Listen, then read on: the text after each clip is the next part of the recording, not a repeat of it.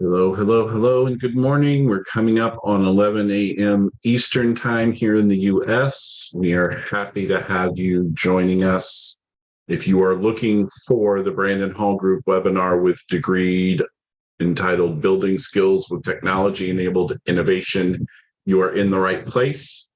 We're going to give folks a few minutes to join us before we really get started. In the meantime, if you are here and if you would find that chat box in the control panel at the bottom of your screen and take a minute to tell us where you're joining us from, that would be great. We're excited to have you with us today.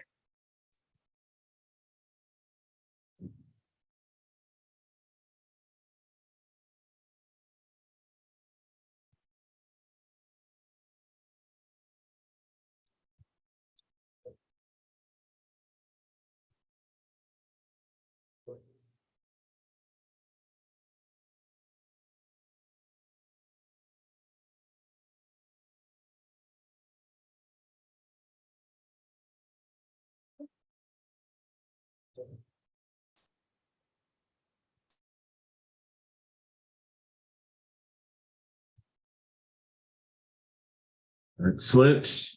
See those results coming in.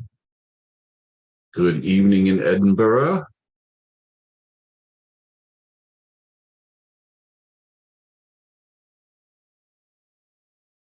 A lot of west of the Mississippi this morning, Jen. We do. Very good. Charlotte, the Netherlands. Very good. All right. How are we doing? Let's give it another couple of minutes.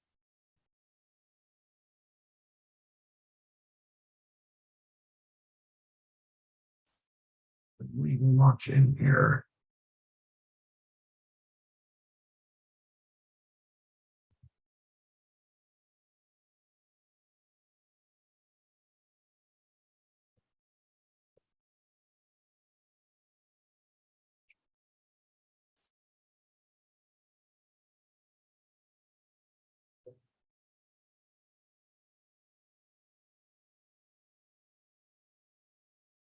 Well, hello, Richard, all the way from Uganda.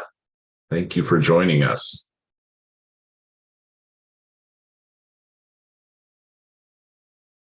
I love it when we have attendees from all over the world. Global impact. That's one of my favorite things about these webinars is pulling in smart people from everywhere. Right. All right. I think we will go ahead and kind of get some of the housekeeping out of the way while folks continue to join us. Thank you for being here this morning. Well, it's morning my time, afternoon or evening, wherever you are joining us in the world.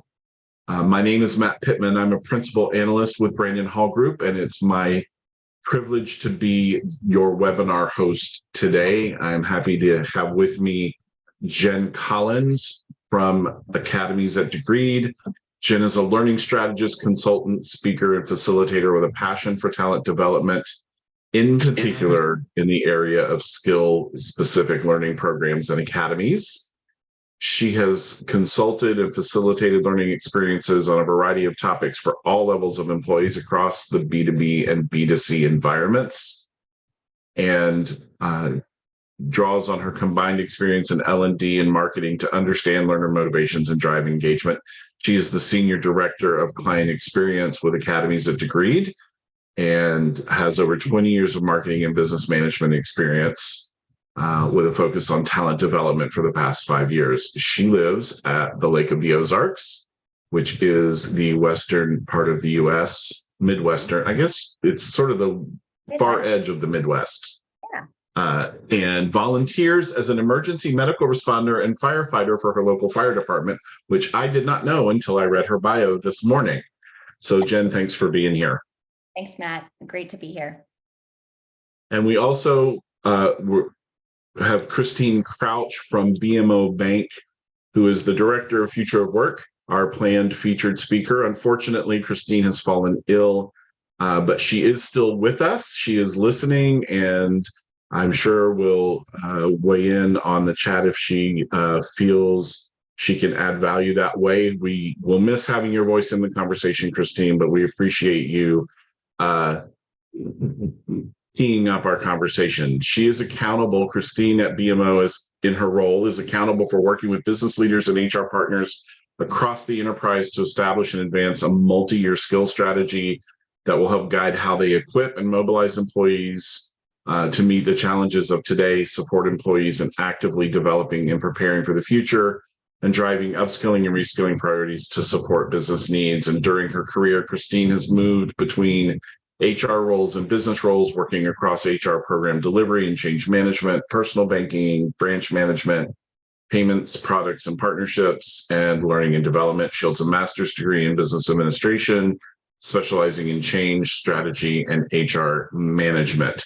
The good news is that Jen and Christine have been close partners on the very project that we are highlighting in our conversation today. So Jen is well aware and fully immersed in that experience and will be able to pick up where Christine is unable to add her physical voice to our conversation today. So Christine, feel better. And thank you, Jen, for being here as well. You bet. Yeah, Christine and I, we've been working with a team for the last year, and so fully immersed in the work. So hope to be able to bring it some justice today and bringing her story to life. Very good. And we do want to thank our webinar sponsor today, Degreed, and specifically academies at Degreed. Degreed's learning technology helps companies of all sizes and every individual build skills faster from the best learning resources and deep skill building programs. So your unique skills profile unlocks new opportunities as the world moves faster each day. You can learn more about all that Degreed offers at degreed.com. And if you are here and new to Brandon Hall Group, welcome. We thank you. It is important that you understand that Brandon Hall Group helps drive organizational excellence with our partners and clients across the entire spectrum of the HR experience, from learning and development all the way through to talent acquisition and what we would call core HR. There are a variety of ways that we do that. Those are listed there on the screen, from memberships to preferred provider recognition programs, our excellence awards. In fact, our HR technology awards program is open right now for submissions. You can learn more about that and all of the different ways that we partner with organizations to enable success at our website at brandonhall.com, and we encourage you to check that out. The backbone of the work that we do at Brandon Hall Group is our research. We have a few open studies at the moment, one on the employee experience, the other that we just launched on the LMS marketplace, and we're particularly targeting the voice of the customer. What are companies looking for in an LMS provider partner in 2023? We invite you to add your voice to those studies. In the email you'll receive after the event today, there will be an active link. You can also find those on our website at brandonhall.com and click on Open Surveys in the upper right-hand corner of the screen. Our newest survey on Future Ready HR will be launching early next week on Tuesday.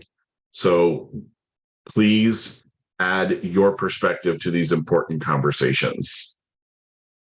And with that, quick orientation to Zoom webinars. Most of us, this is second nature, but we've already found the chat box, and I appreciate that. If you'll do me a favor and look for that raise hand button and just click on that so that I know you found it, because as we go through, we might ask you to raise your hand to show us that you're agreeing or engaging in what we're talking about. And then we do really encourage you to use the Q&A panel in the Zoom webinar to ask your questions rather than the chat. because the chat moves quick and we might miss it in the process. But if you add your question through the Q&A panel, it goes into a separate queue where we can monitor it more easily. And we encourage you to ask those questions throughout our time together today. We will have a time set aside towards the end of our session to address questions that we haven't gotten to through the course of the presentation. But if you have questions as you experience them, please feel free to add them using that Q&A panel. And with that, I say, let's jump into it and let's talk about skills. If my PowerPoint will advance. Excellent. There we go. So the need for upskilling and reskilling is getting a lot of attention. And we have recently at Brandon Hall Group conducted a study to get some much needed context around these concepts, because on their own, upskilling, reskilling, skills libraries, skills-based work, skills-focused development, these are very broad terms. And so we wanted to get some context about what is really happening in organizations around skill building. What we learned is that almost 9 in 10 are hiring or are preparing to hire for new job roles in new job categories this year. For the great majority of businesses, though, 87% hiring for new job roles, less than a fourth of those seem to be requiring new skills to the organization. Most of the new job roles we're seeing are in manufacturing and, not surprisingly, IT functions. And as we look at this, the first question we asked is whether your organization is actually hiring for job roles or job categories that are new to the business, meaning they haven't been there before. And what we see is that almost 87% of those that responded are either currently hiring for new job roles or job categories, or they're adding new job roles or job categories this year, or they're considering it, but they're waiting to understand what's going on with the economic climate and its impact on their business before they move forward with that. So it is top of mind for organizations. The skills that are most often being added for new job roles tend to be, not surprisingly, in the technical space. Cloud computing leading the way, artificial intelligence, data science and data analysis, algorithm design, and it goes on from there. But interestingly, when we talk about new skills being added to current jobs, they're more what we used to traditionally call soft skills or more human skills, collaboration and inclusion, critical thinking and design thinking, creative problem solving and empathy, rounding out the profile that is needed for the work in today's organizations.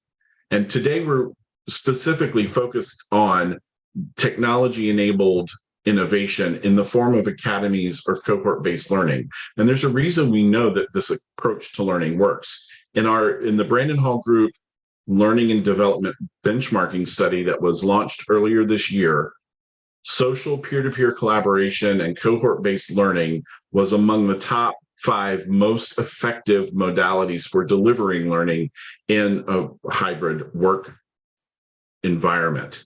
And then it also addresses some of the top barriers that we see to effective learning in today's work world, including that upskilling employees at the speed of business. Things are changing. We're adding new skills. We're bringing in new people. How do we bring people up to speed quickly? Providing more personalized learning and then delivering learning in that hybrid work environment. In fact, social learning and collaboration platforms top the list of technologies to be purchased over this next year, with almost a third of the organizations indicating that they were planning to do so within these next 12 months. So within the context of new jobs, new skills, we know that cohort-based learning works. And so we want to go deeper now, I think, Jen, and talk about how we better build those, focus on those deep skills. And that brings us to today's topic. So right off the top, we know that academies can help us to simplify and elevate development experiences. They can help us to better engage our employees, and they can help us reduce the administrative burden of running effective programs, all pointing to being able to efficiently close that skills gap. But it can be challenging. So we are going to open up a poll right now because we want to hear from you in your organization and the work that you're doing right now. How difficult is it for you to focus on deep skill building within your organization? So that poll should be up on your screen right now. Scale of 1 to 10, 1 being super simple, no problem at all, not even sure what I'm doing here, to all the way up to the 10 of I don't even know what deep skill building means. Jen, as you guys work with your customers and clients, what do you hear about how difficult this is for organizations? Well, golly, I wish that I could say that most clients say that it's easy peasy, and they've got it nailed. But that's the reality is that's not typically the case. Most fall in the middle of that spectrum. And it really depends on what type of skills they're building, particularly when they're coming these emerging skills that are moving to the top that they haven't really been focusing on before. Making the time to do that, it is increasingly challenging. And so really excited to see what the audience has to say about this as well. Yes. And I think you're exactly right. And Melissa, whenever those poll results look like they've reached a good number, go ahead and put those up for us and we'll take a look at them. And there we go. And as you expected, right in the middle. So somewhere in that 5 to 7, 5 to 8 level of difficulty, which is consistent with what you were saying, Jen, and it's consistent with what we hear from our customers and clients as well. That's right. Because ultimately developing and building our skills is challenging, but it is more important than ever. We know that employees want the development opportunities. We know that you need those key skills in order to succeed as a business. And so it is more important than ever to make sure that we're making time for that. But would love to kind of dig a little bit deeper before we get into it in the chat, what do you find is most challenging about skills? And Matt, as the comments are coming in the chat from the audience, you work a lot with clients and you see, and do a lot of research. What do you hear are kind of the most challenging things that come through? Jen, we hear from customers and clients, and through our research, we know that some of the challenges around deep skill building center around being able to get clarity on what those skills even need to be that we need to focus on, getting alignment across the organization for everyone to be on that same page or that same sheet of music, so to speak, around what skills we are looking for and how we need to build them and what the priority actually is. And I think inherent in that for organizations as well is the simple fact that there is so much to do in this area that it's hard to know where to start. That's right. Exactly. I just wish we had that easy button to push and it would just like magically resolve itself. Celine in the chat shared time and clarity. And Celine, you're spot on. And that's what we see as well, is the first thing is building real job ready skills. It takes time, it takes money, it takes leadership support. And when we're thinking about the time, it's how do we fit it into the schedule? We have a job to do. How do we embed part of our job is also to make sure that we're developing our skills and honing and sharpening our saw across the way, both in the flow of work as well as, these intentional academies experiences too. And it requires curriculum that includes expert instruction and opportunities for that practice and application. And then also when we dive into content, finding the way of bringing in the right content with the right context to what behavior changes we need to see on the job is so important. And so also, when we move to this from an alignment perspective of how do we ensure that the return on the investment of the money that we're spending, the time that we're spending, et cetera, on these deep skill buildings is really coming and supporting the overall business goals. So are our learning efforts keeping up? And how are we making sure that those upskilling initiatives are meeting the needs to address our future ready focus? And the key thing is that the answer to all of this is that building deep and deliberate skills is different. And we can't do what we've always done. And Right. We actually had another challenge that came in on the chat, just real quick before you jump to that opportunity, Jen. Establishing and maintaining information on the skills of the workforce, the level of proficiency in a particular area. So it's building that entire framework for thinking and defining and talking about those skills as well. That's right. Those skills taxonomies, and how are we normalizing the data of that skills taxonomy as well? That is pivotal in the foundation that we need to anchor in on. And as we kind of dig a little bit deeper, what this really means is that as we're focusing on those future ready skills, you have that opportunity to deliver that development across your entire employee life cycle. So whether you're focused on core training initiatives that are really these I have to, you're focusing on everyday learning opportunities, which are those I want to, or you're anchoring down on the targeted skill building, which is the we need to. This is pivotal in order for us to meet our business goals. That can span the spectrum of all of those key development touch points throughout an employee experience, whether it's onboarding, performing, engaging, upskilling, or even reskilling into a new role. And when we think about this at Degreed, what our portfolio of products provides is really those multiple paths and products to build that employee expertise. And so our flagship learning experience platform, it really helps you focus on that skills rating, skills mapping, search, curation, social discovery. That's really key for that learning in the flow of work and collaborative learning experiences. And then on the other side of the spectrum, we have our education benefits platform, which really gives that access to those external courses, classes, certification programs that makes things flexible and trackable and inclusive that really aligns to your business needs. But today's conversation is going to focus on academies specifically, where we are helping you to build those deeper skills with ease by simplifying it, making it easier to facilitate, build those deeper functional skills, and deliver exactly what you need, when you need it, where an employee's teams are, and managers can go to support it. And so one of the, Matt, I'll pass it to you here.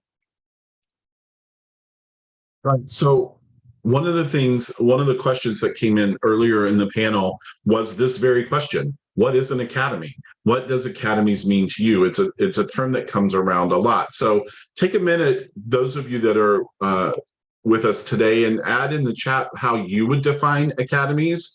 And then Jen, just how does Degreed define academies? What does that mean? Sure. Yeah. Great question. And that's, it's so interesting. I love asking this question to both clients and audiences like this, just to really see where is everyone coming from, because an academy can mean different things to different people depending on where you're at and how your organization really supports them. But when we talk about academies, what we see that our Degreed academies can do is help organizations quickly and easily deliver that modern, collaborative, and learning experiences that really focus on that deep skill development. And so it's through those targeted programs that allow us to build those precise capabilities when and where you need them. And as what that looks like is typically we see that academies are really this next wave of self-directed learning. They are not a replacement. There will always be a need for just instructor-led courses that we will go to. There will always be a need of self-directed asynchronous learning opportunities. And how do we also make space in our learning strategy to build those learning experiences that perhaps are organized by functional lead, strategic, led by subject matter experts, include that coaching and monitoring, giving that space for assessments and projects, and really blend together the best of the external content that we have with the internal context of what our businesses need to do, what are the behaviors that we need to see on the job. And so as we look through the chat here, you'd see, Matt, you had shared focusing on core skills or skill sets, specific, not general. When you think of academies, what comes to mind also for you, or what do you hear from your clients? So I think very much about that laser focus as opposed to more general training. An academy is that structured, curated experience that's helping me go deep on a specific skill. And it's a shared experience. So an academy to me is a shared experience and not an individual experience. So it's not that I'm going and pulling down a course on my company's content library and engaging in that course. It's that I am going through a shared learning experience. It may be, in fact, asynchronous. It may not be that we're ever all on a Zoom call together or all in a classroom together, but we're all progressing through the learning experience at the same time and can share our shared, our own learnings and questions and process together to enhance that experience. That's what comes to mind for me. Yeah, that's great. So let's turn our attention now to the BMO use case and this project that you and Christine worked on together. Let's talk about the BMO business opportunity and why did they choose to reach out and begin this conversation with Learn and Earn Degree Academies? Yeah. So what's interesting and actually amazing is that BMO has been a degree partner for over 4 years.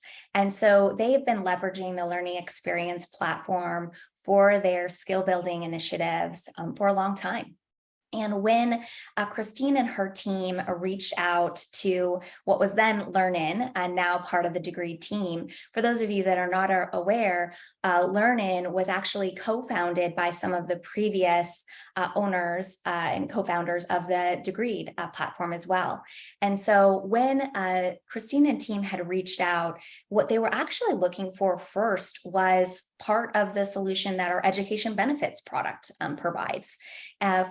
Specifically for tuition reimbursements. They wanted to work to modernize their current tuition reimbursement program, really focusing on the experience of how do we make it easier for users and managers, how do they drive inclusion and equity through their tuition reimbursement program, how do they have better reporting and line of sight to managers and admins.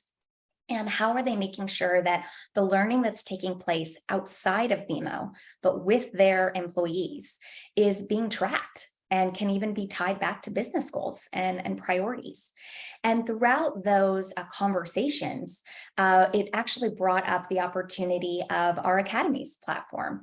And that's really where we ended up anchoring down first and foremost. And so when we began our relationship with them last year, it was first to bring to life these academies where they wanted to provide a solution to bring all of their learning resources, whether it's external courses and classes, licenses, internal content, events, projects, all in one single place, and really saw the value of creating that place for the learning in addition to the LXP that they're using today, which is continues to be the front door of learning for their organization.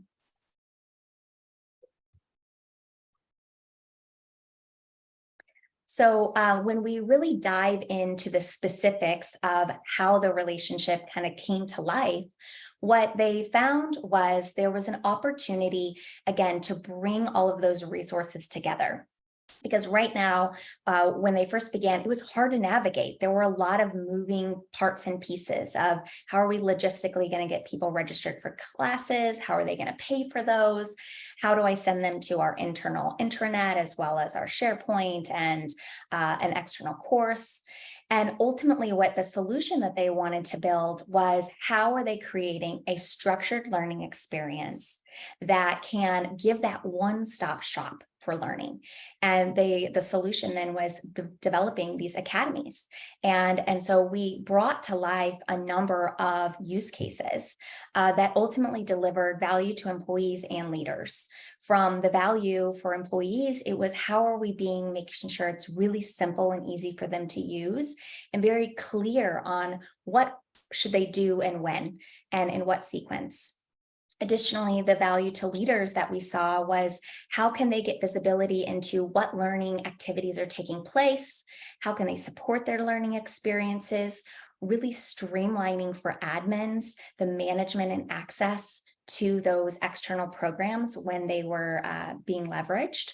And really ultimately to focus on encouraging that culture of always on development, that we don't just develop on Tuesday at 2 p.m., that we're doing it every day in the flow of work. And how do we leverage all of the tools in our toolbox to bring that to life? So, Jen, let's talk a little bit about a specific use case.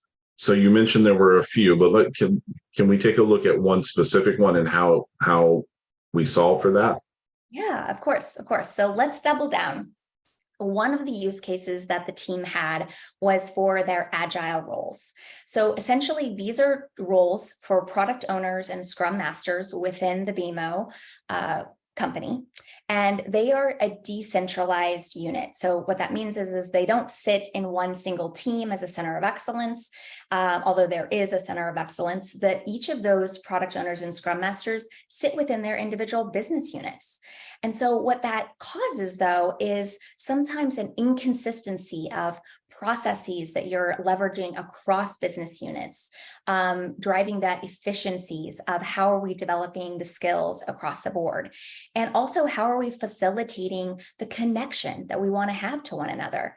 Because, I can be a product owner in my team for my department, and I can feel like I'm on an island. And ultimately, it would be really great to make sure that there are bridges built with the other product owners within my organization to learn from them, to learn with them throughout a learning experience. And so what they were working on is they wanted to create a skill program that really increased their agile skills across those two different roles, product owners and scrum masters. And so what they ended up doing was launching in September of last year, initially first to 90 employees across the organization. Some of them were current product owners and scrum masters. Others were getting ready to move into that role, or even aspirationally wanting to move, but maybe it would take a little bit more time. And really, when they dug into the success metrics, measurement was really key. Wanted to ensure that they were driving the effectiveness of the program, and also making sure that they're building that really compelling use case of why this solution can be helpful for both users, leaders alike, and really focusing on the change management and investment of these initiatives. So as we look at this use case and you start to work with BMO to build out their academy to address the agile needs, what are the building blocks of an academy? How do we even approach that? Yeah, great question. I think, especially since our definition of academies can vary, it's good to kind of level set on what are we talking about? What are those key components, if you will, of an academy? And so within our platform, what really the building blocks that we use to build that structured learning experience are five key components. The first component is content, videos, articles, PDFs, the material, the copy, the curriculum that you can have, that either maybe you're pointing to an internal resource, you're creating something net new, or you're pointing to an external resource, that's something that they can consume. The second is these projects. How are we giving our learners the moments to reflect, practice, and apply what they're learning throughout the learning experience? The third component is an event where we can bring together these live sessions, where we can have these collaborative learning of flipping the classroom, of saying, you've watched or you've taken this course, now let's come back to see how this applies based off of our responsibilities in our agile processes and ways of working. The fourth component is the ability to manage the approvals and requests and funding for external courses and classes.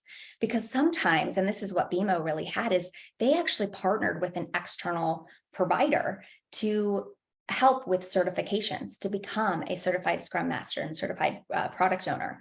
But the logistics of that is quite heavy to kind of manage who's approved, how do they get funding, how do they get registered, all of that. So bringing that into an academy experience.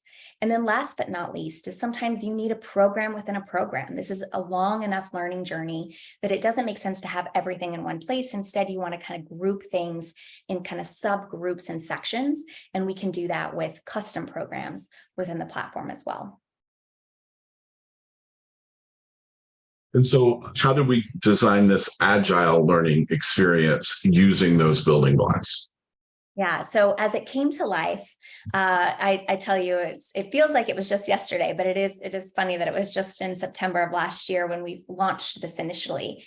And as I mentioned, they had, although it was for one specific use case of how are we developing these skills for Agile, they ended up having two separate academies. One specifically for product owner and one specifically for Scrum Master. And so what you're seeing here is the Product Owner Academy.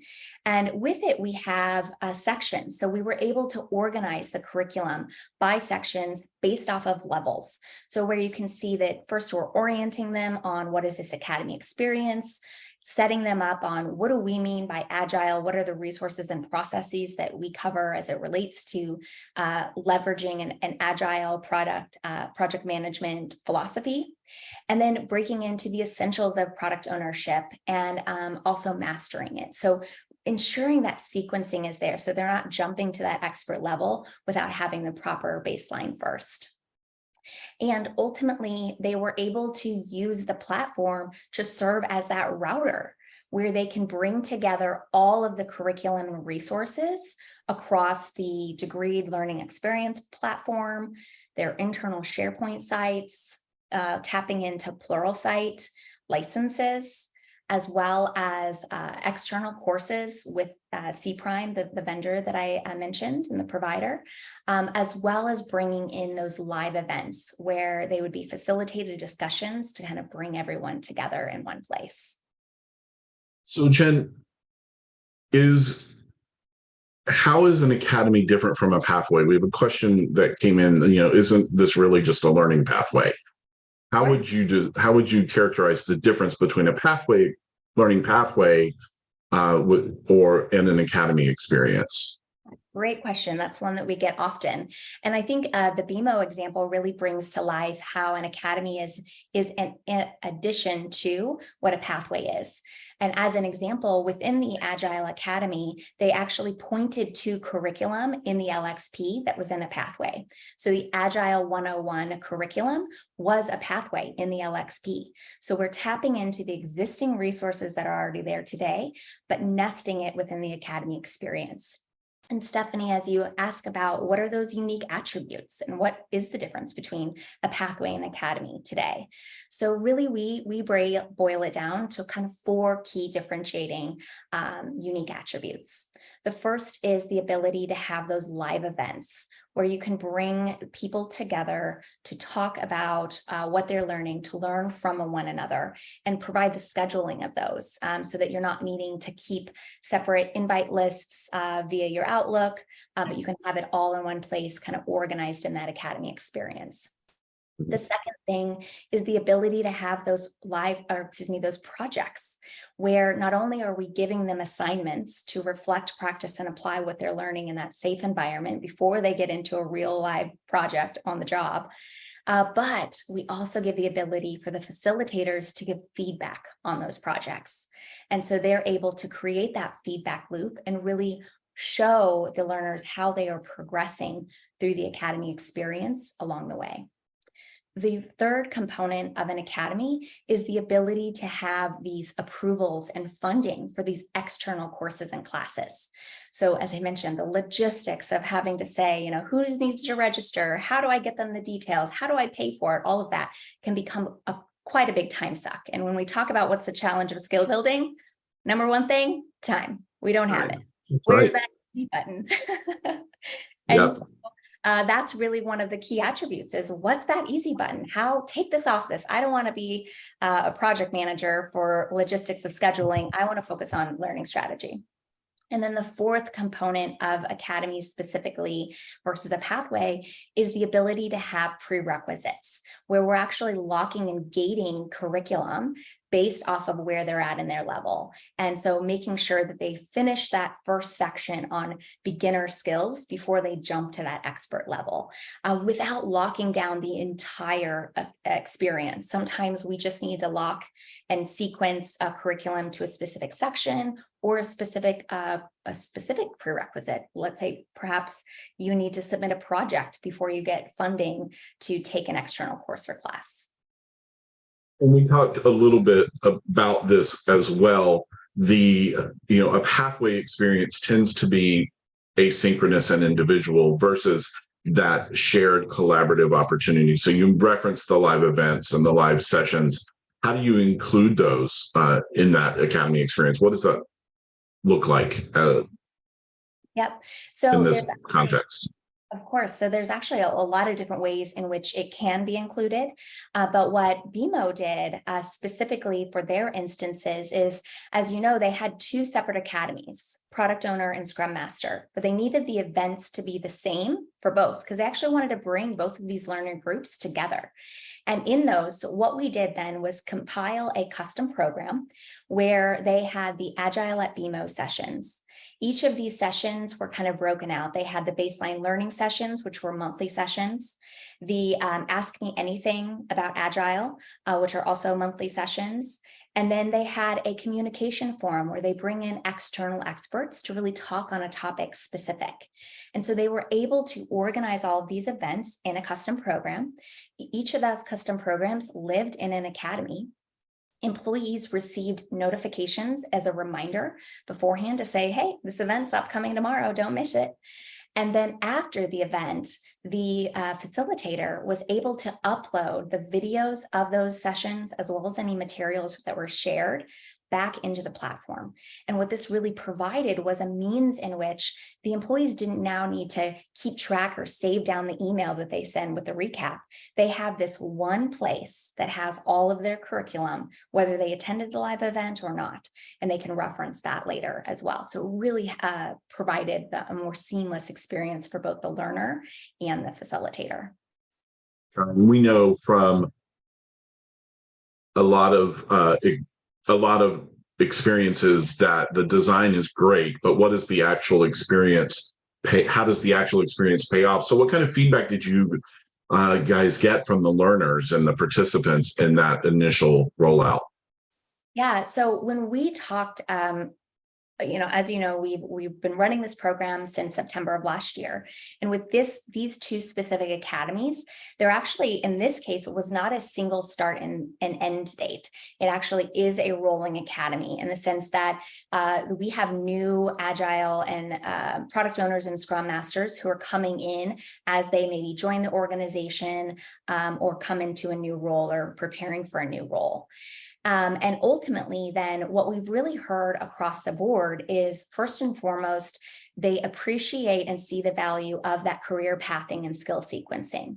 As they're particularly for those that are focusing on reskilling, moving from a role that is not in Agile product ownership and moving into a role, understanding what are the skills that they need to focus on, where can they go to get that information was really key.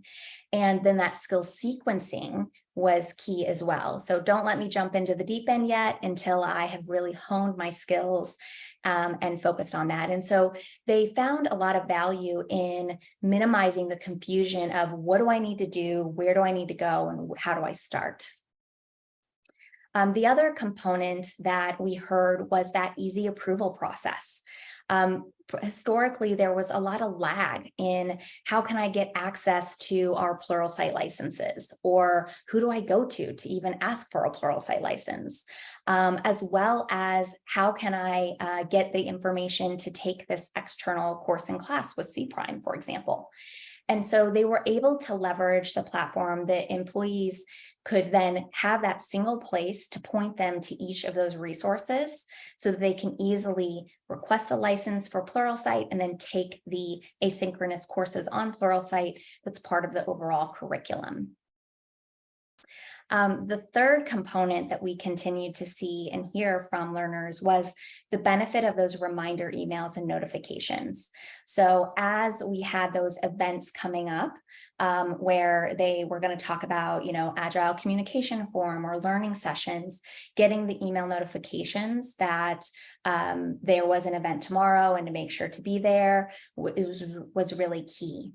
Additionally, when there were projects that were requested where they were given the opportunity to reflect, practice, and apply, receiving that communication from the facilitator on that feedback really helped reinforce that, I'm being supported throughout my learning experience there.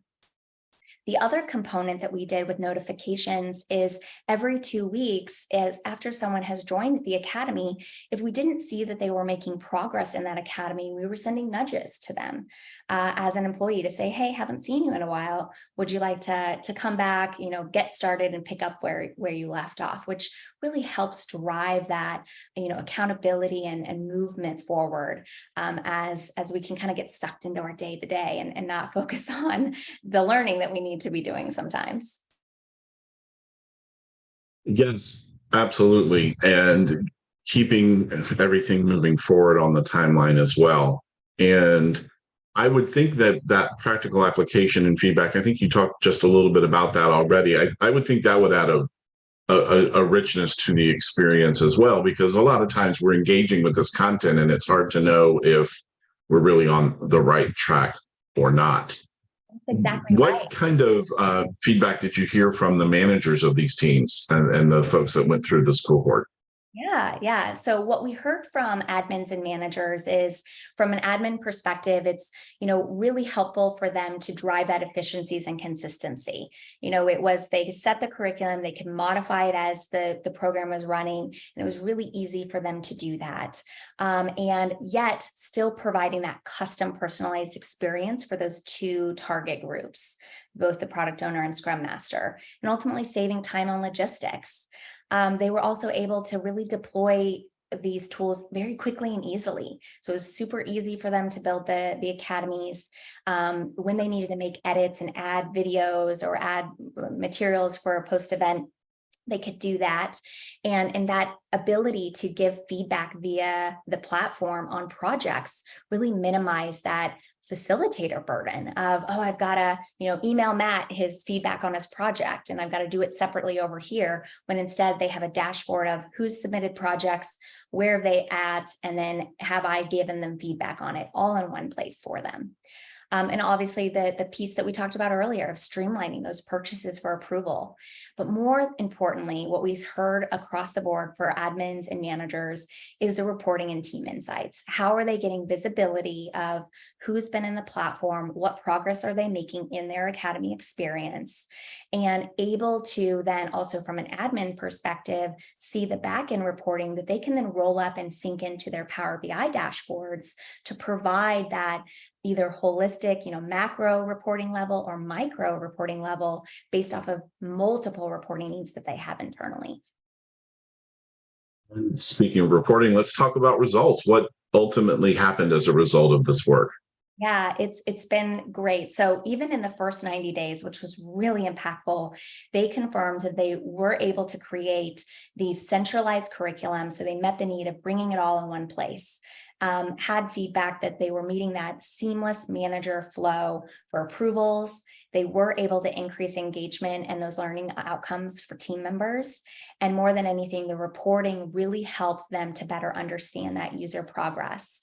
And when we saw for those employees who had accessed the platform accessed the academy and began that, We've seen that between each of the two groups, 60 to 70% of them had made progress in the academy, and over 20% had actually requested those external courses. And now that 20% may not sound like a big number, but the benchmark was only 10%, because this is not required mandated training. This is optional for them to make time and space for it.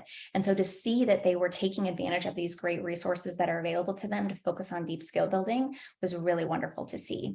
And we're continuing to monitor these academies on a monthly basis and provide, recommended enhancements to really drive back the behavior changes that we want to see on the job, as well as the benefit that we want to deliver for the business. Right. And I think it's important to call out for our participants today to know that this is in the early stages of this implementation. And so we always at Brandon Hall Group like to talk about the throughput to the impact to the business. And so what we're seeing is that we're making progress in broadening the skill base and the skill capability as it relates to Agile within the organization, but it's just a little bit early to know how that's translating into full business impact, and look forward to hearing an update from Christine as that aspect of this begins to come to life. Right. Yep. Yeah. And Marie, I see that you asked the question of what are the plans moving forward? So actually what they're continuing to do is how to leverage these two academies to kind of build as a model for other skill-specific groups within the organization, so they can scale this across the organization as well, to really focus on what are the skills that we need in order to hit our business goals of tomorrow. Specifically for these two academies, the team is really working to identify how can we make it even more collaborative and cohorted. So right now we have those great live events that are happening on a monthly basis, but how can we even perhaps subgroup some of those people to say, hey, you join in September, you're now part of the September group, and then there will actually be perhaps even a little bit more rigor with that. But as we talked about at the beginning, the key thing with academies is that we have to be centered on the business and aligned with leadership. And so there needs to be commitment from the top. And that's one thing that the team has with the BMO leadership team, is really focusing on that deep skill building across the board in order to meet their business goals.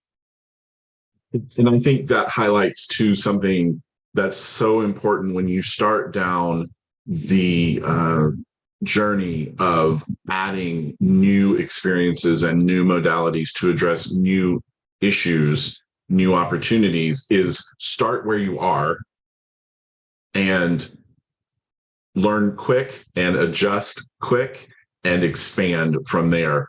And I appreciate that. And I think it's unintentionally appropriate, because that's actually the mantra of the Agile approach to development. So when you apply that to the learning experience, this actually really does reflect that. So I'd love to hear what's some of the feedback that you guys have heard directly from learners and leaders. And real quickly, there's a question about, will we be sharing the slides? Yes, you'll get a copy of the slide deck along with a link to the recording within a couple of hours of our wrapping up today. So Jen, what are people saying about the experience? Yeah, so we deployed on a quarterly basis a survey to both users and managers and admins to get feedback on what are they hearing, the feedback. And ultimately from users across the board, is very easy to use, easy to navigate, great having all the resources in one place. The things that they're asking more for is that collaborative peer learning, continuing that, we're always going to strive for that connection that we talked about. And you see that first and foremost in your surveys. So how to find an intentional way to bring those together.